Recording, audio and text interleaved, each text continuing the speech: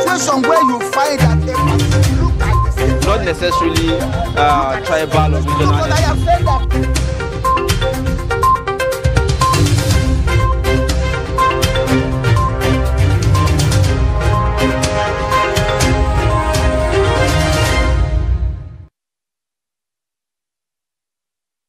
All right, welcome back to Daybreak on Trust Television. It is that segment where we bring you all the important headlines from the newspapers we have in the studio. And as usual, we will begin with the Daily Trust. And here it is keeping pace with activities around the new speakership. Opposition intensify ploy to upstage APC. Says we are more than prepared. It is a fruitless move, according to the chief whip. We will abide by ruling party's decision, task force forum. They can succeed, both analysts, and we are working on consensus. This is coming from Adamu. You will get this and all of the other details when you pick up today's Daily Trust and open to page 4. We also have other stories there. Sudan crisis, Nigeria evacuates, Nigerians evacuees are lifted from Egypt without luggage. That story is on page 30. And you will see pictures there of some Nigerians boarding the Air Peace rescue flight and others already seated on the C-135 Air Force flight, clearly looking to some extent unkept, which is a testament to the conditions they have endured in the days leading to their evacuation. And two other stories, Ways and Means, Senate okays Buhari's 22.7 trillion loan request. BON, that is the Broadcasting Organization of Nigeria, nominates Trust TV for Broadcasting Awards. We are appearing on several categories. It shows clearly that we are making some progress, and we urge you to go out there and vote for us so that we can continue to serve you with more interesting and qualitative output. Buhari launches Nigeria's Agenda 2050, targets over 150 million jobs. And quickly to the editor's speak, Press Freedom Day, IPI sets agenda for Tinubu's government. Lagos, Ogun, Kano tops as internet subscribers hit 154 million. And finally, Boa Foods records 400 billion profit in 3 months. And for the Punch newspaper, quickly running through at the top of the masthead, Sudan, 376 stranded Nigerians airlifted from Egypt. FG disconnects discos from national grid over debt. Also strike, resident doctors say federal government's threat annoying.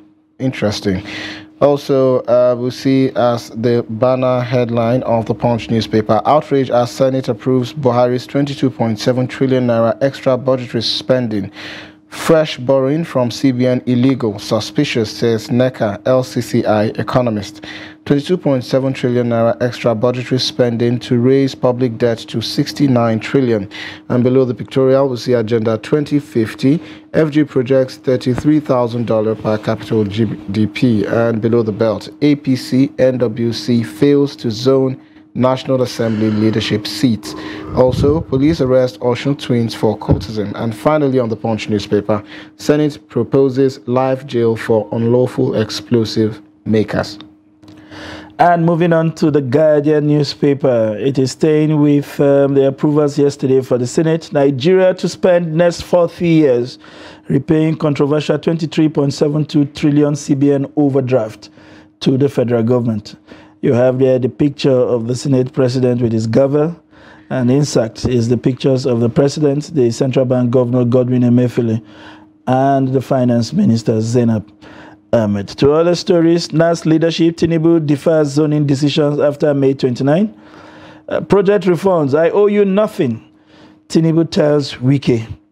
And corrupt officials sabotaging passport issuance, Aregbesola alleges. Nasima and the Center for CPPE laments worsening states of economy. Senate cannot stop demolition at Lagos Airport, says FG. And despite probe, official corruption undermining building control and enforcement. And finally, we have the story, police officers, families to vacate 25 barracks for renovation. And for the Nation newspaper, Minister blames NIS for passport issuance crisis. Labour disrupts Owerri-bound flights in Lagos, Abuja, others. Senate OK's restructuring of 22.7 trillion naira on budgeted loans. And also Sudan, 2 aircrafts fly back 376 Nigerians. I won't marginalize any part of Nigeria, Tinubu pledges. Also, President-elect hails Wike for believing in justice, fairness. Port Harcourt stands still for Ashiwaju. And also on the belt, Labour Party threatens lawmakers-elect with sanctions over party crisis. This and more when you grab a copy of the Nation newspaper. And quickly to the Vanguard newspaper, we would be staying with stories that had not been mentioned earlier. NLC TUC kick as Senate OK's FG 22.7 trillion ways and means. Oil, Nigeria, 4 others account for over 80% of Africa's output. And 10th National Assembly, we are working on consensus arrangements. This is coming from the APC. And to other stories, my 4 wives, 28 children prove I will succeed as speaker. I mean, it's been a while that Dogwa has been flaunting these 4 wives and, yes, 28 children. In fact, one time he canvassed for a polling unit in his family's compound. Haven't met the required population for one. Interesting read that would be, I'm sure. And Olu Fasan, how the Supreme Court interprets the Constitution and determines the presidential elections petition matters hugely. Fingers crossed. And to other stories, Okocha dragged Diof Radebe's song Kanute to Nigeria. If you want to know what for, you'll get today's copy of the Vanguard newspaper. And these are some of the major stories on the front page of the Vanguard. And still staying with stories that haven't been, discussed. EFCC ICPC urges dismissal of Keyamo's alleged fraud suit against Atiku. Okay, this one is here again. Tinubu to Wike, I owe you nothing. Fault request for project refund. Describes him as dependable ally. Rivers governor seeks amendment to procurement law.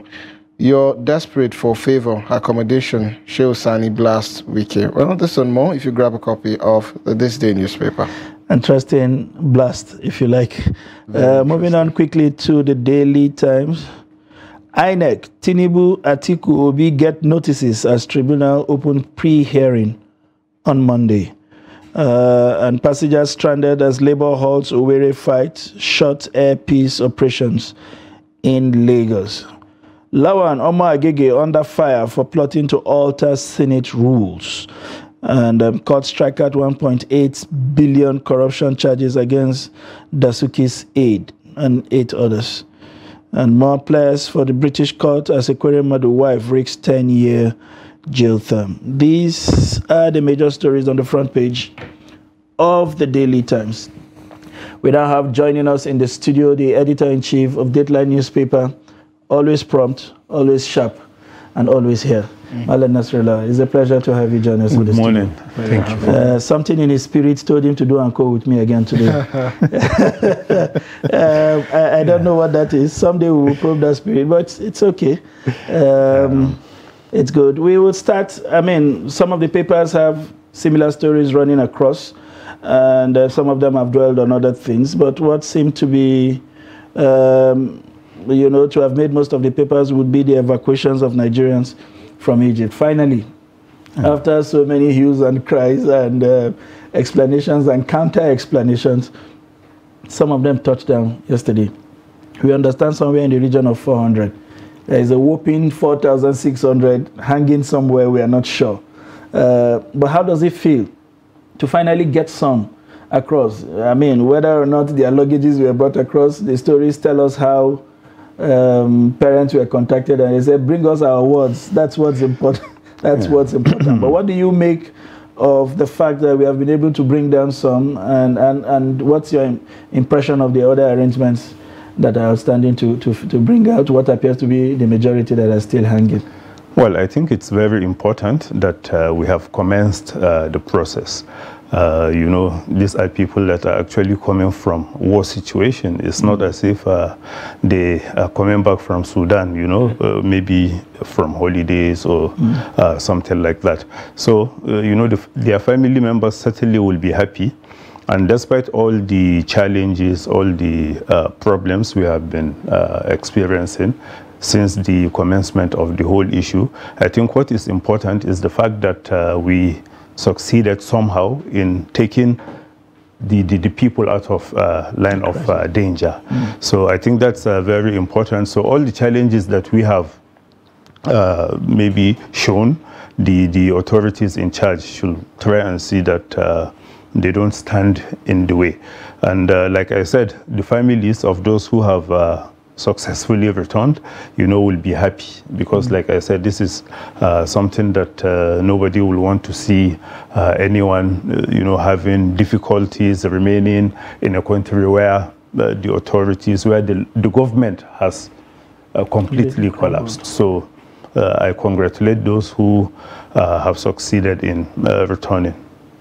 All right, so what are lessons that should be learned? I mean, this is just the first set, and we'll still here to get a full picture of the experiences. However, the government is saying that about 100,000 naira will be given to each and every, of the students who returned. But what are some of the lessons to learn in order to make this returning process more seamless?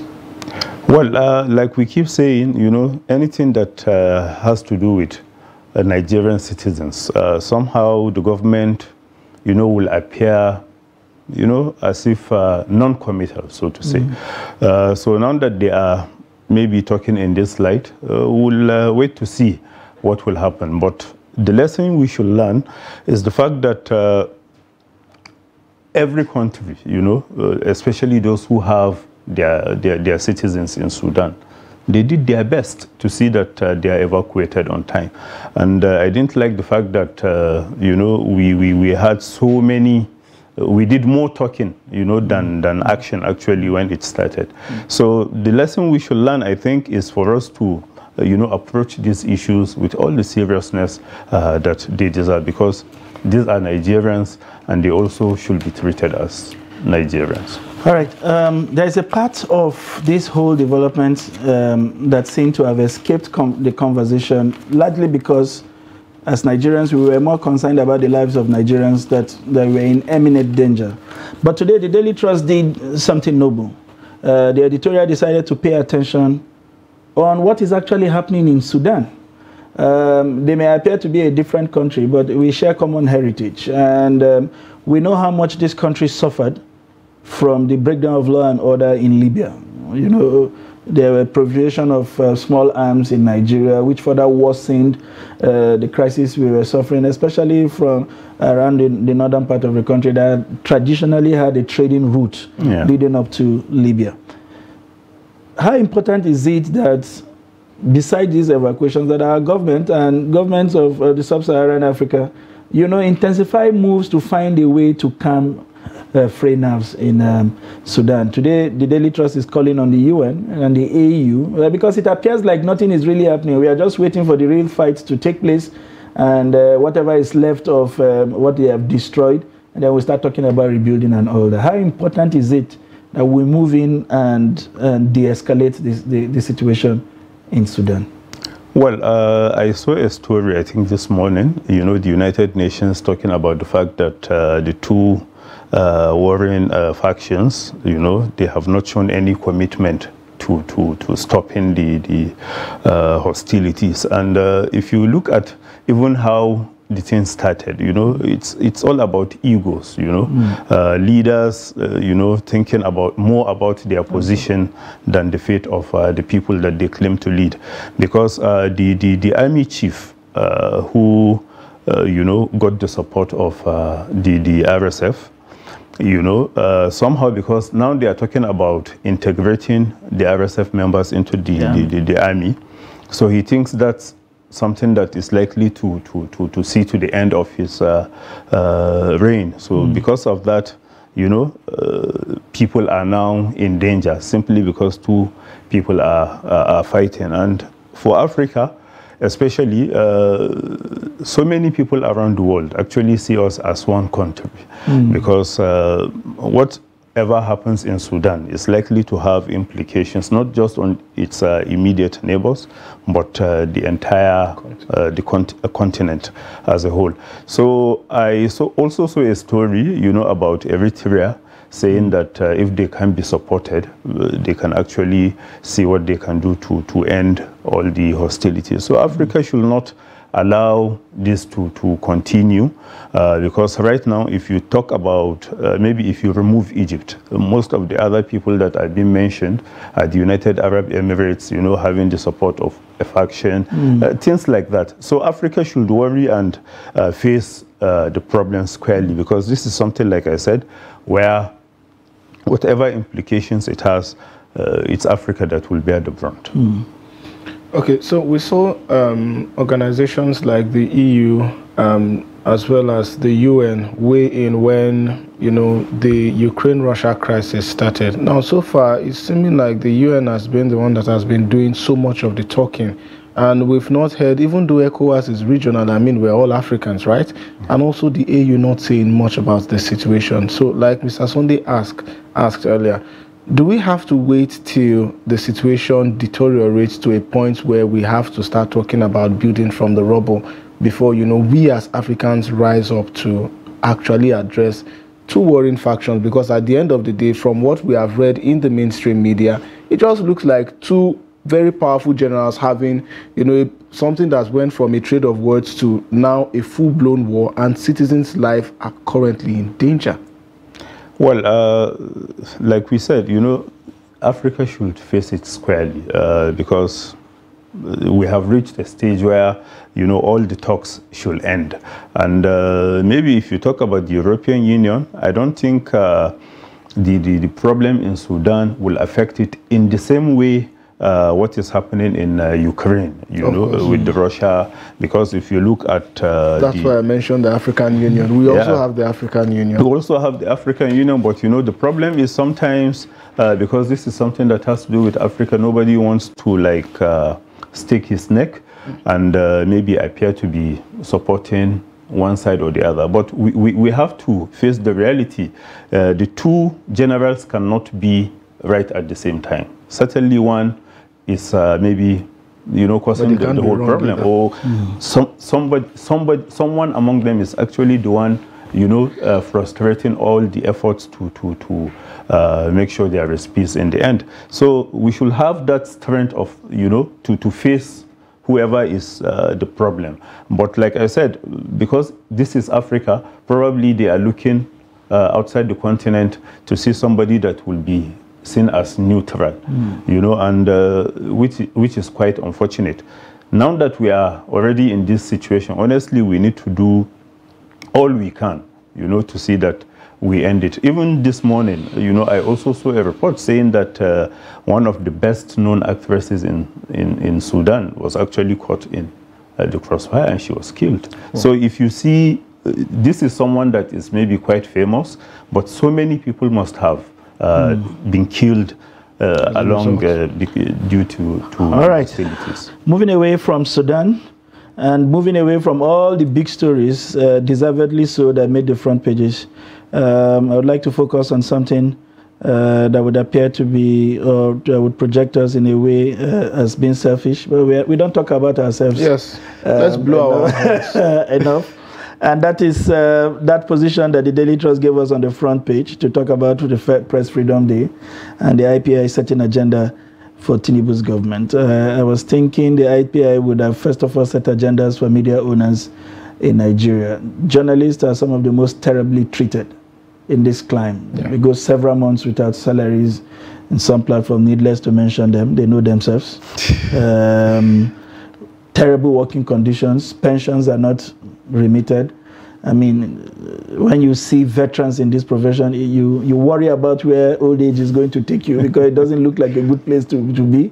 The nation itself doesn't seem to appreciate how much that we have sacrificed, whether in blood or in sweat, to keep this nation afloat. The whole fight about stopping a third-term agenda was fought squarely at the media houses. And every time we have attempted to expose corruption, it is at the expense of our operations or even our lives.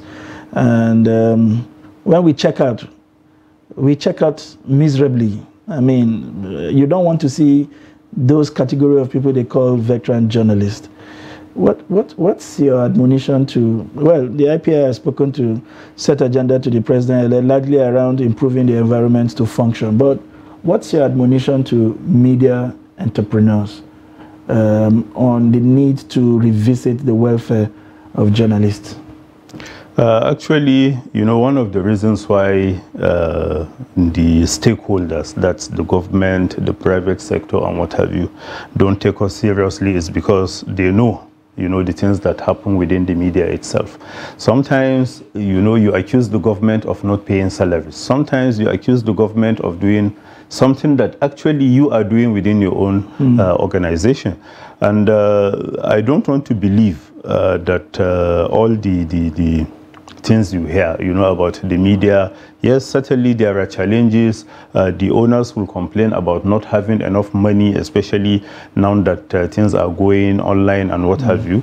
But the fact that you remain in business means you are also making some, amount of money. So you should be able to take care of all the people that are working for you. Because if it's a business that is no longer, breaking even, something that you cannot even discharge your own responsibility, then why don't you close it down so that nobody will be expecting you to meet obligations, to meet any obligations. So the media owners, I think maybe another thing we should talk about, is the fact that the media is always talking about self-regulation. We don't want somebody coming from outside to tell us what to do. But honestly, we are also not doing the right thing. Because if you look at the things that are happening within the media itself, like I said, there is no way you can get all the influence that you want to get with issues like that.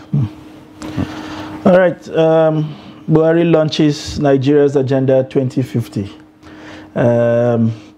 From the days I became wise till this day, I'm sure I've heard several kinds of agenda. There was Vision 2000, and then it became 2010. And as we're approaching 2010, they moved the goalpost to 2020. And we have gone past 2020, now we are talking 2050. By what time all the people who set out these plans may have checked out to the other side. The other side. Are we committed to the whole concept of setting agenda, or do we just enjoy basically having something to munch on? Because from now on, what you will see government ministries do is to take this phrase and infuse it in the speeches of all their principals. They'll say in line with the Vision 2050 and whatever. Is that all that this is to us? Do we understand the import of this kind of agenda, and how significant, or rather what relevance is there for a government that is on the exit road to be discussing this agenda? Shouldn't it have been something left to the incoming administration? And in addition to that, Sunday, you see, there's also this issue of, or the question rather, of whether these agendas, after they've been set, are, reevaluated or reevaluated, and then planned for a next agenda. So we just hear a Vision 2010, and when it's 2011, everybody just keeps mute. And then we set an agenda 2020. And when it's 2020, we all keep mute like nothing happened, and then we set another agenda. So is there a form of evaluation to see whether the agenda set was actually fulfilled to some extent? What were the things we were able to meet up with in the agenda, and what do we need to build upon, to make the next agenda more successful? Is that in place? Well, I think we are just launching all these agendas for launching's sake, because, like you said, what happened to all the previous agendas that we have had in this country? Personally, to me, I think it's about our leaders. Everybody wants to say, okay, this is the one that I started.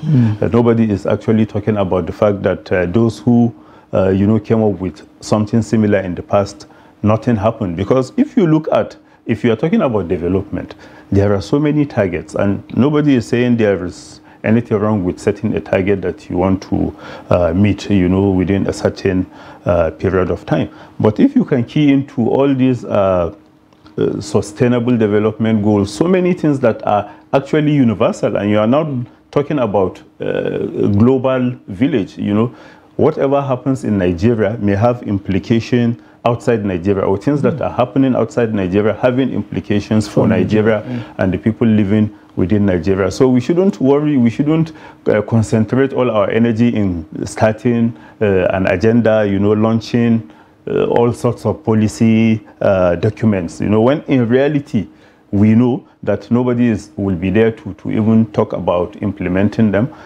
But then you also channel money, and maybe that's even the major concern of all those who are starting with all